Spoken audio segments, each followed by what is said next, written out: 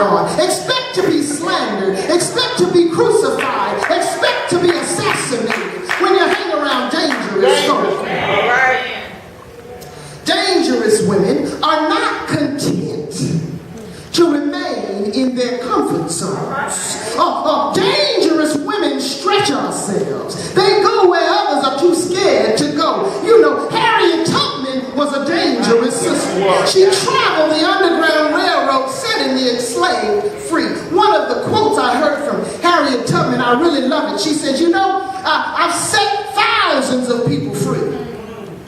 Thousands of slaves free. She said, I could have set more free had they only known they were slaves. Watch it. Watch it. Oh, that was a dangerous sister.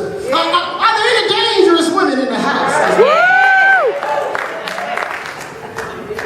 To be dangerous is to be death-defying. All right. Dangerous women know that how they live their lives is going to cost them something. Right.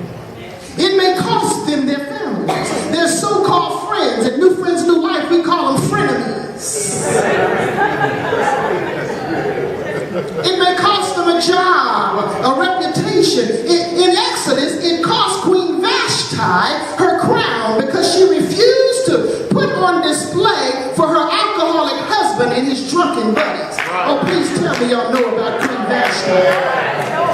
That's right. It cost Rosa Parks her freedom when she refused to give up her seat on the bus. Dangerous women are death-defying. Not only that, but dangerous women are risk takers. Dangerous women, especially those who are praying women, they take calculated risks. See, they count up the costs. They count up the cost and make a conscientious decision about their futures. They're not haphazard. They are very deliberate because they walk by faith and not by sight. I'm talking about a dangerous woman. Yes, you are. Yes, you are. Dangerous women who are risk takers. You see, they don't know what the future holds, but they know who holds the future. And that's all right with them. So now that we just sort of looked at a little bit what it means to be dangerous, can we go to the text? Yeah. Shipra and Puah were two dangerous women who model for us what it means to live a life of purposeful action. Some of you may not be familiar with this story, with the women in this story, you see, because these women often take a back seat to the one considered the main character in the book of Exodus. Some of us know what it's like to take a back seat. All right. Being in a back seat really is a good thing. In a back seat, we can pay close attention to what's happening in the front seat. In the back seat, we learn how to drive. When to use change signals, when to turn, when to slow down, and when to speed up. There's nothing wrong with taking a back seat, especially if the one in the front seat knows what they're doing. Okay, I don't mind taking a back seat to you because you know what you're doing. You know where you drive in the bus, see? So there's nothing wrong with being in a back seat when the one in the front seat knows what they're doing.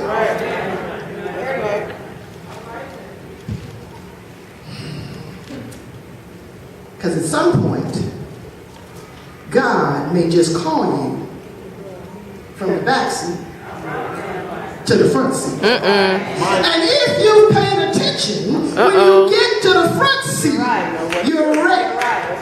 You're ready to take the lead. But back to the text. Shipra and Puah, two women who you may have never heard of because they are typically taking a back seat to Moses. But church, let me tell you something. The Exodus story did not begin with Moses. In fact, without these two passionate, creative, clever, and faithful women, we may have never even heard of a Moses. All right. All right. Shipra and Puah. Shipra in Hebrew, her name means beauty. Puah, the passionate one whose name means to cry out. These two women were midwives. What does it mean to be a midwife? Midwives were professionally trained.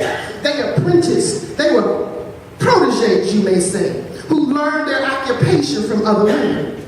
Typically, a midwife had no children herself, but she understood that children were a blessing from the Lord. Back in this time, midwifery was seen as an office or a ministry, and it carried tremendous responsibility.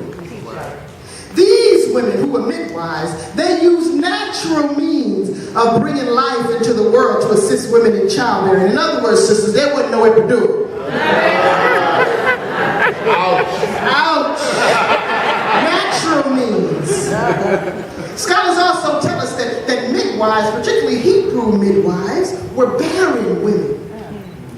That means that they themselves were unable to have children of their own. Their culture, however, placed a high value on children and family. So midwives, again, were marginal women. Midwives helped other women do what they themselves could not do. Oh, y'all didn't get that? Midwives, women who were unable to have children of their own, they helped other women. They helped their sisters out to do something they themselves couldn't do. Do we have any dangerous women in the house who are courageous enough to help somebody do something you can't do yourself? You may not be able to stand up here and preach a sermon like Lisa Autry, but you can help her get it done. You can pray for her.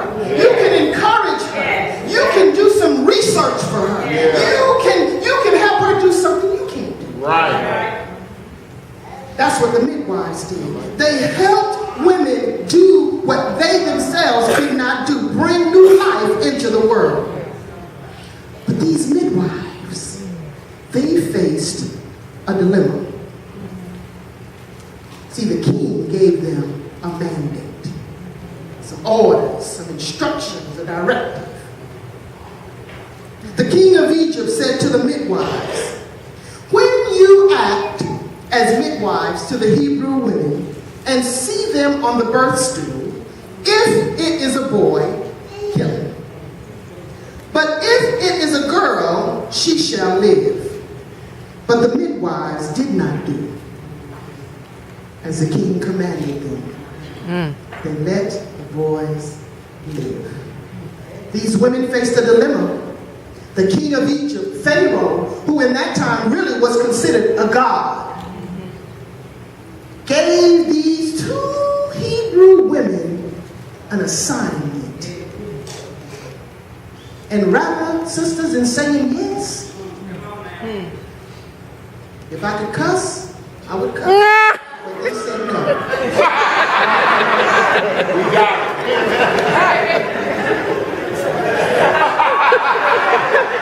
Working session. Work it. They disobeyed the king. In fact, they committed an act of civil disobedience. Right. They refused the king. You know, my ex-husband used to say, it's good to be the king.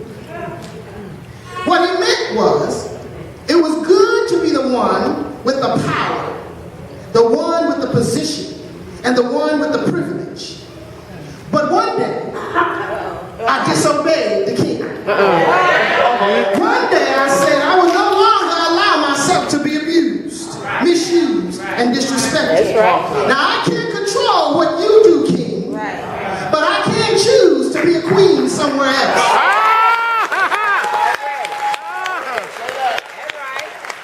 See, there's nothing wrong with treating your man like the king he is. Ain't nothing wrong with that. But let me be clear. Come on. He must always remember that you're the queen. He can't be a king treating you like a peasant. He can't be the king treating you like a slave. He can't be the king treating you like a tree. Sometimes a sister has just got to say, all right now, no.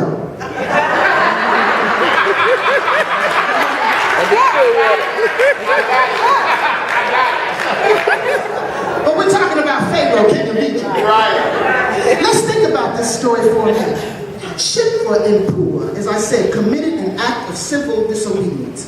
In 1849, Henry David Thoreau published an essay called Civil Disobedience. In it, he argues that individuals should not permit governments to overrule their consciousness. In other words, their sense of what is right. He further added that we have a duty to avoid passively allowing government to use us as agents of injustice.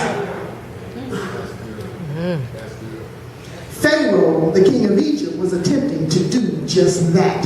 He was attempting to use the midwives, the Hebrew midwives, as agents of injustice. Kill the boys. Oh, but Shipwreck and Puah would have none of that. So what did it take for Shipwreck and Puah to make this very risky decision to disobey the king? Well, for one, they had to have courage. And we talked about courage this morning, didn't we? Courage is the ability to confront fear, pain, danger, uncertainty, or intimidation. These women had courage. They had two kinds of courage. First, they had physical courage. Physical courage is courage to face the physical pain, hardship, death, or threat of death.